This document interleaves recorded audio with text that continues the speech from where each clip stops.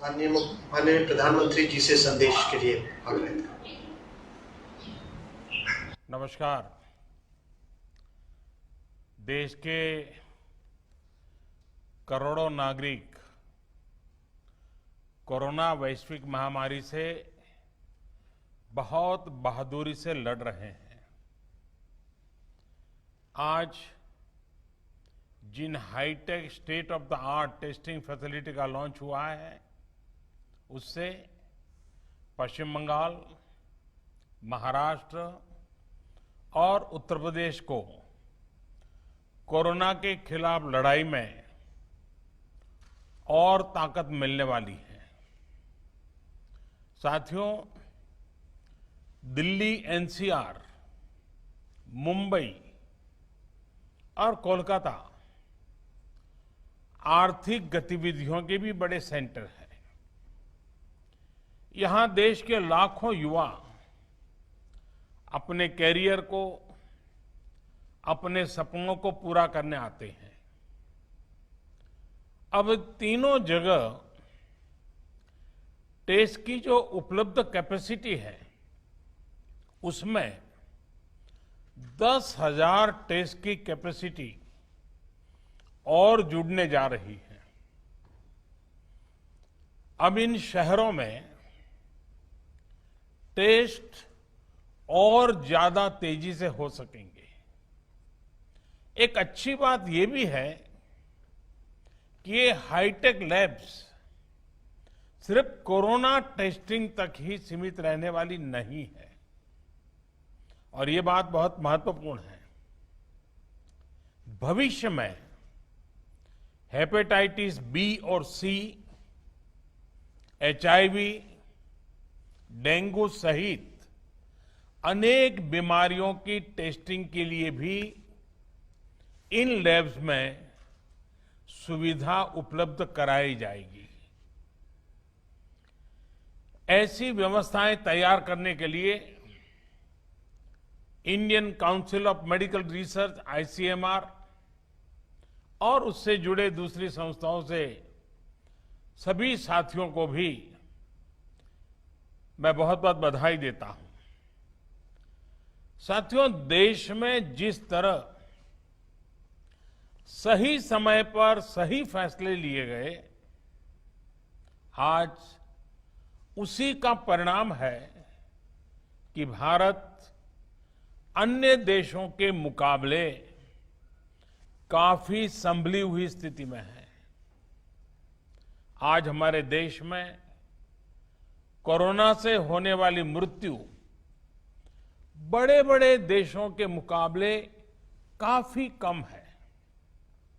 वहीं हमारे यहां रिकवरी रेट अन्य देशों के मुकाबले बहुत ज्यादा है और दिनों दिन सुधार भी हो रहा है। आज भारत में कोरोना संक्रमित होने के बाद ठीक होने वालों की संख्या करीब करीब 10 लाख पहुंचने वाली है।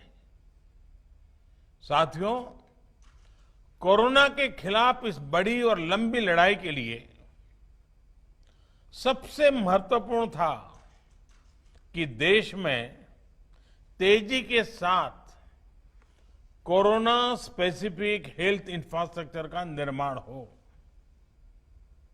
इसी वजह से बहुत शुरुआत में ही केंद्र सरकार ने 15,000 करोड़ रुपए के पैकेज का ऐलान कर दिया था।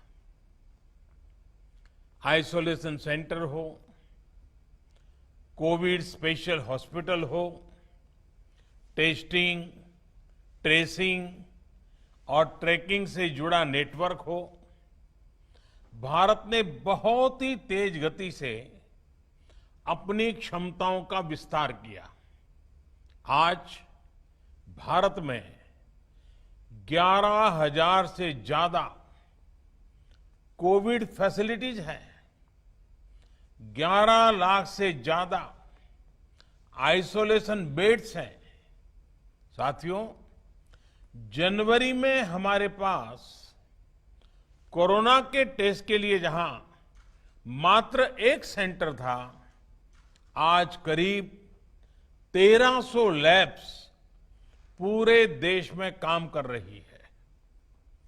आज भारत में 5 लाख से ज्यादा टेस्ट हर रोज हो रहे हैं और आने वाले हफ्तों में इसको 10 लाख प्रतिदिन करने की कोशिश हो रही है। साथियों, कोरोना महामारी के दौरान हर कोई सिर्फ एक ही संकल्प के साथ जुटा है और वो संकल्प है एक एक भारतीय को बचाना है। इस संकल्प ने भारत को हैरतअंगेज परिणाम दिए हैं। विशेषकर पीपीई, मास्क और टेस्ट किट्स को लेकर भारत ने जो किया वो सचमुच में ये एक बहुत बड़ी सक्सेस स्टोरी है। एक समय भारत में एक भी पीपीई किट नहीं बनती थी। आज भारत दुनिया का दूसरा सबसे बड़ा पीपीई किट मैन्युफैक्चरर है। सिर्फ 6 महीना पहले देश में एक भी पीपीई किट मैन्युफैक्चर नहीं था। आज 1200 से ज्यादा मैन्युफैक्चरर हर रोज 5 लाख से ज्यादा पीपीई किट बना रहे हैं।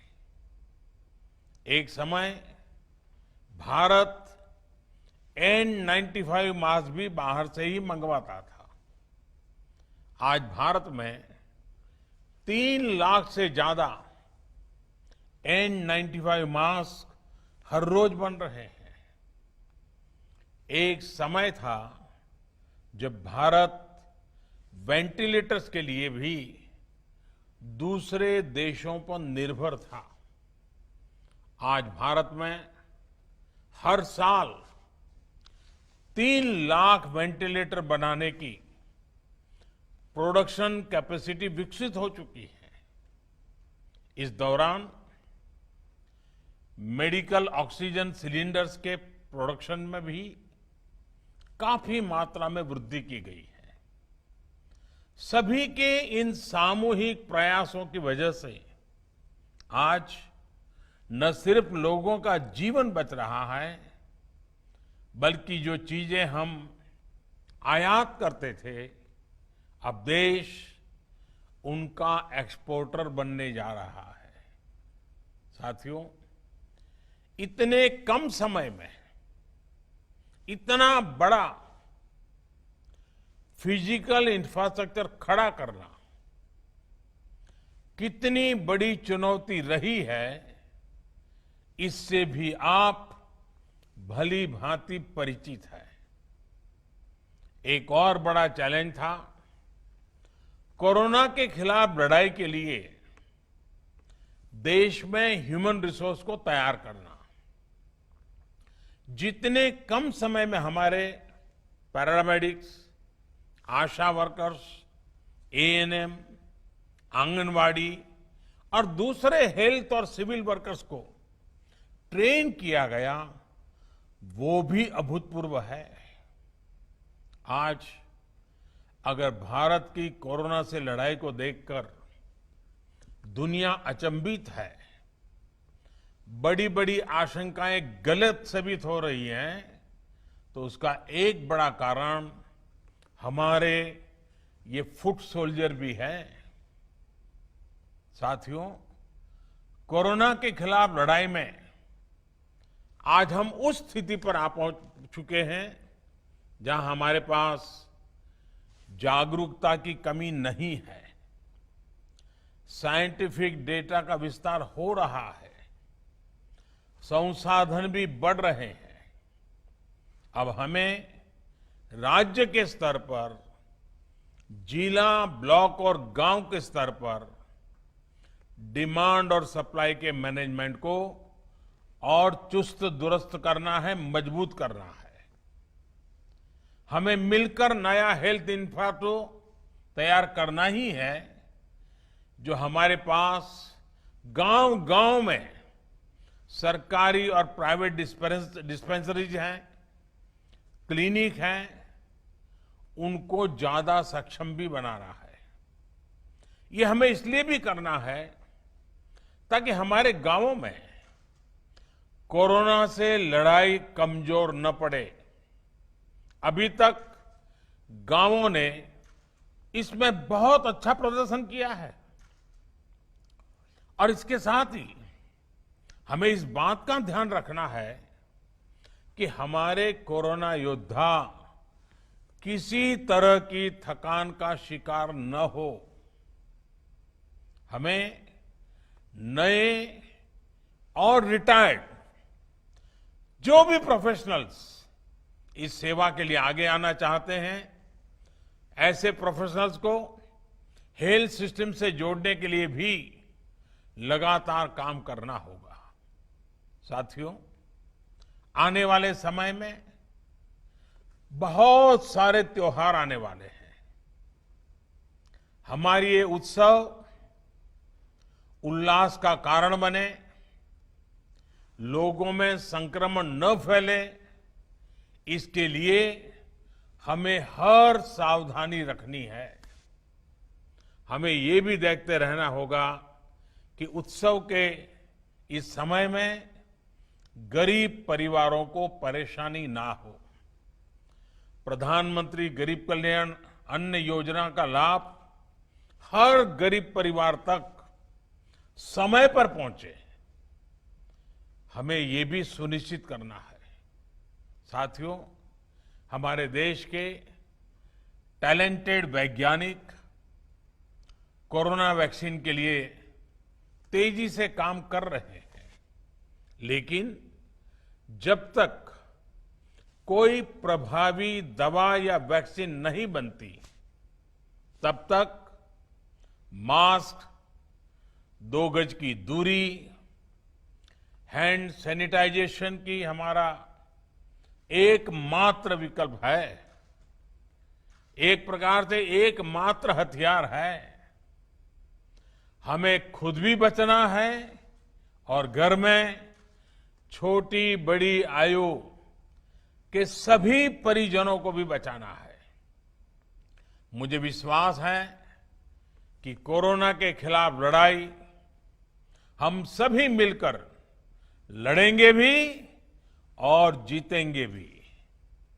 एक बार फिर इन हाईटेक सुविधाओं के लिए बहुत बहुत बधाई देता हूं।